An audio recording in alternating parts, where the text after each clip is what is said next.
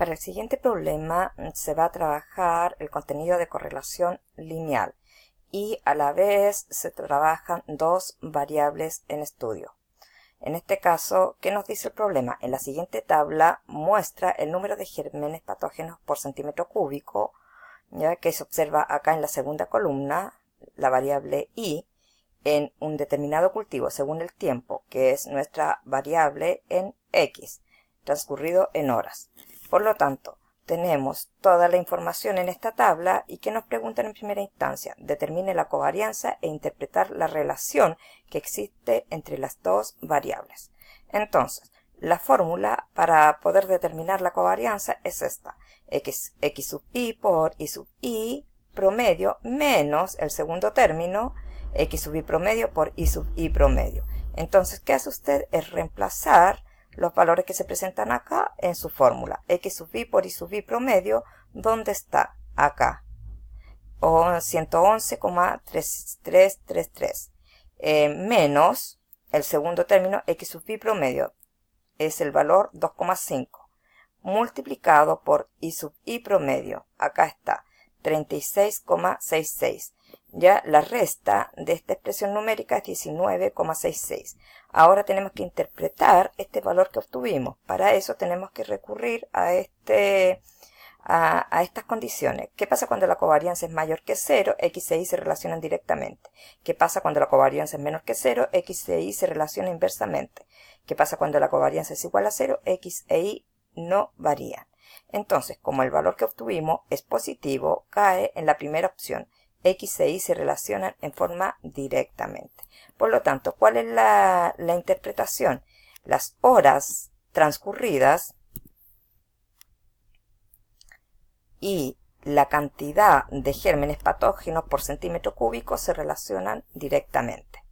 Vamos a la siguiente pregunta. Represente los datos en un diagrama de dispersión e interpretar el resultado. Acá tenemos los datos que necesitamos para elaborar nuestro diagrama de dispersión. Tenemos nuestra variable e en x, que es el número de horas, y nuestra variable en estudio en y, que es el número de gérmenes.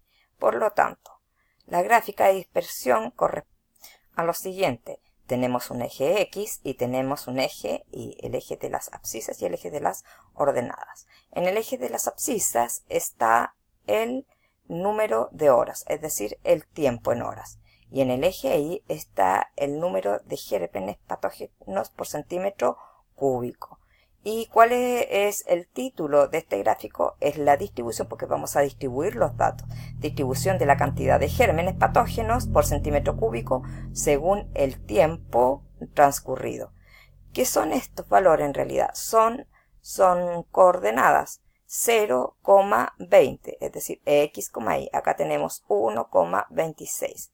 Entonces, cuando x vale 0, y vale 20. Ahí tenemos el primer punto. Cuando x vale 1, y vale 26. Acá tenemos el segundo punto. Cuando x vale 2, y vale 33. Acá está. Y así sucesivamente. Por lo tanto, luego de haber ubicado todos estos puntos en nuestro gráfico, ubicamos nuestra línea de tendencia. Y nuestra línea de tendencia es esta. ¿Qué significa esta línea de tendencia? Existen tres casos. Cuando la línea de tendencia es positiva, se dice que es una correlación positiva. El grado de asociación o correlación de las dos variables ya están directamente relacionadas. Cuando se presenta esta línea de tendencia se dice que la correlación es negativa, es decir, se relacionan de manera inversa. Y cuando la correlación es nula, como en este caso no hay línea de tendencia, no existe relación entre las dos variables.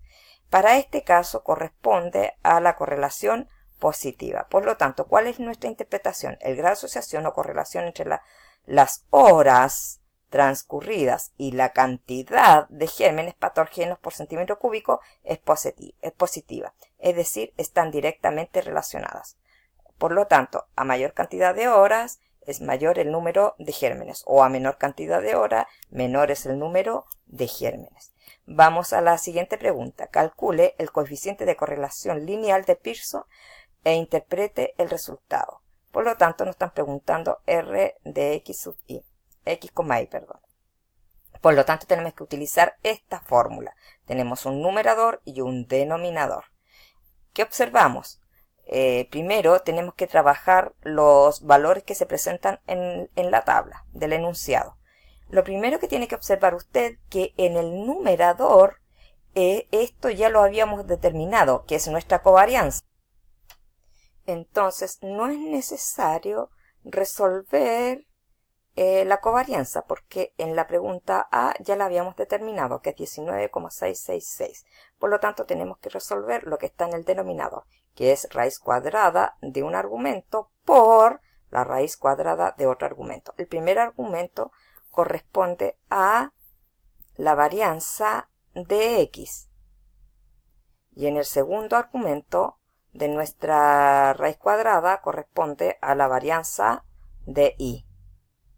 Entonces, usted lo puede resolver directamente en su fórmula o lo puede separar.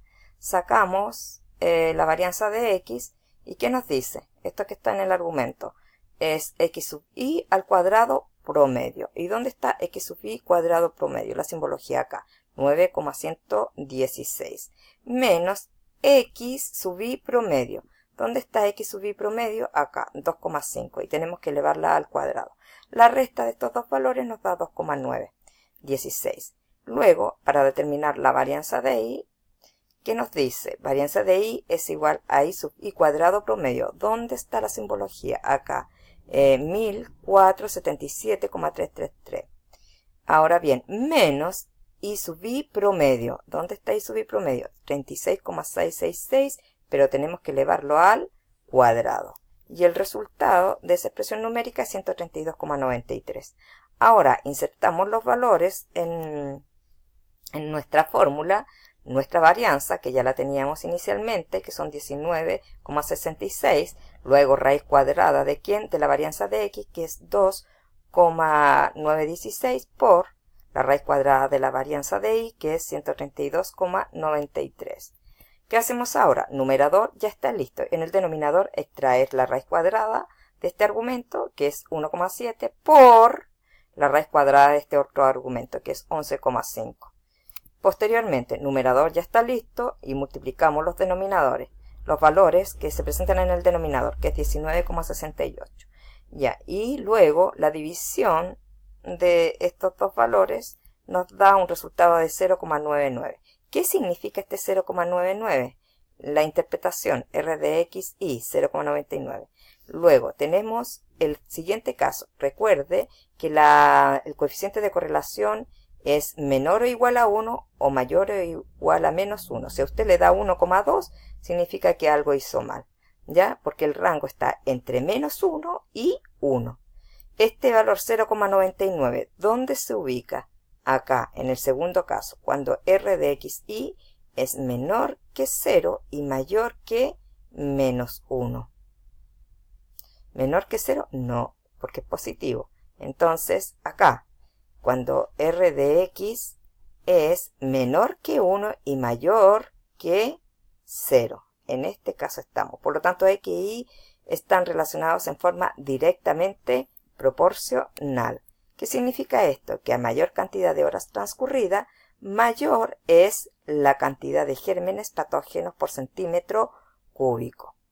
Entonces, recuerde que existen 4 casos. Cuando R de x y es exactamente igual a menos 1, existe una correlación perfecta, inversamente proporcional entre x e y. ¿Qué pasa cuando R de x y es menor que 0 y mayor que menos 1? X e y están relacionadas en forma inversamente proporcional. Una variable aumenta y la otra disminuye. O al revés, una disminuye y la otra aumenta. ¿Qué pasa cuando R de x y es exactamente igual a 0? X e y no están correlacionados, o sea, no existe relación entre las dos variables. ¿Qué pasa cuando R de x y es menor que 1 y mayor que 0? X e y están relacionadas en forma directamente proporcional. Si una variable aumenta, la otra variable también aumenta. Si una variable disminuye, la otra también disminuye. Y el último caso, ¿qué pasa cuando R de x y es exactamente igual a 1? Existe una correlación perfecta. Son directamente proporcionales entre x e y.